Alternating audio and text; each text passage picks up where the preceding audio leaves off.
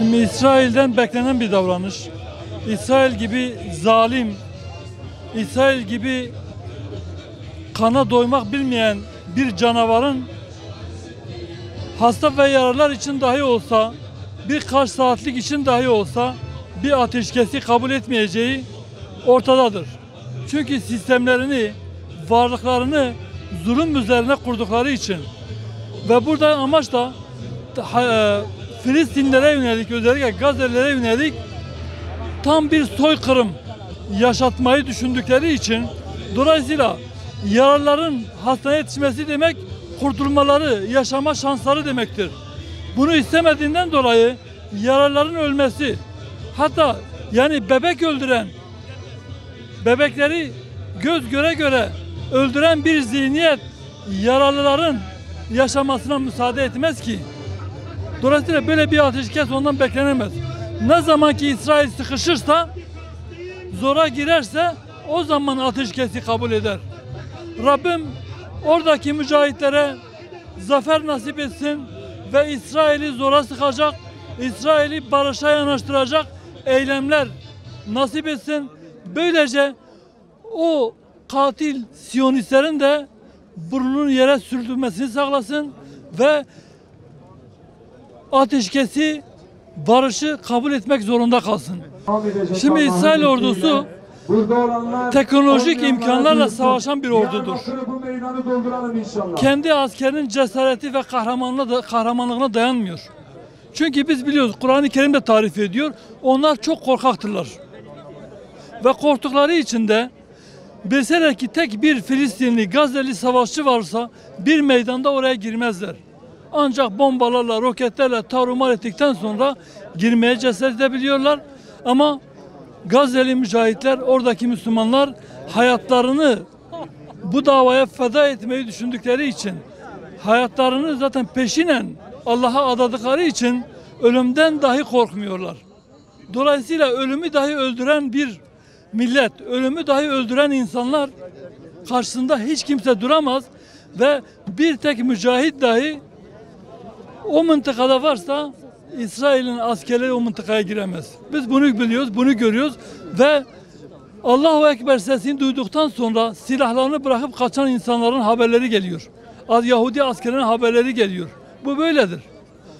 Orada bu kadar zayiat vermesi sebebi de odur. Tekbir seslerinin dahi onları ne şekil korkuttuğu, sindirdiği ve teslim olmaya yanaştırdığı da ortadadır. Kara saldırısını yaparken dahi mağlup olacaklarını biliyordu.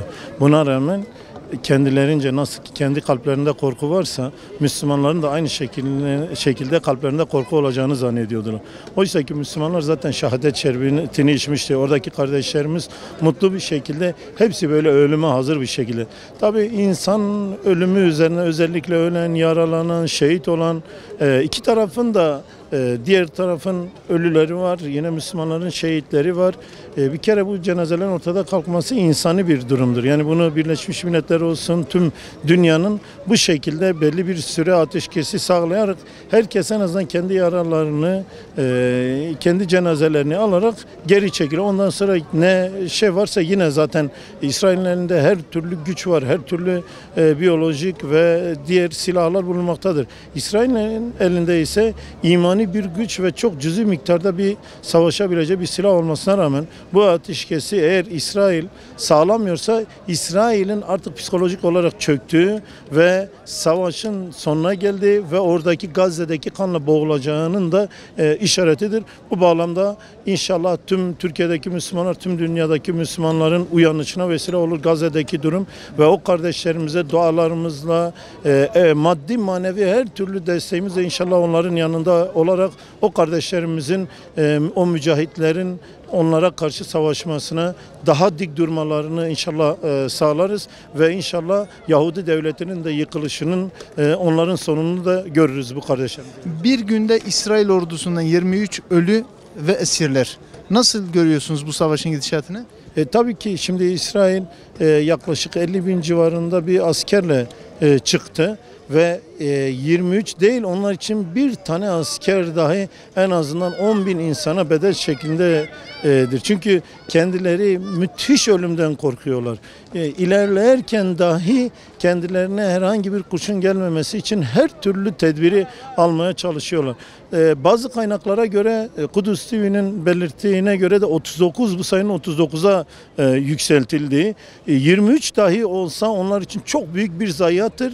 Ben inanıyorum ki İsrail'deki aklı başında olan insanlar da çıkıp bu konuyla ilgili eylemler yaparak derhal kendi ülkelerine dönüp kendi kendi kara toprakları da yok. Kendileri işgalci bir devlet olduğu için en azından şu anki durumlara geri dönmeleri, ateşkesin sağlanması için de oradaki halk baskı kuracaktır. Aksi takdirde şunu unutmamaları gerekiyor. İsrail devletinin şu anda onların ölülerini artacaktır ve ebedi cehenneme yollanacaklar. Bunu da çok iyi bilmeleri gerekiyor ve biliyorlar da aslında bunu.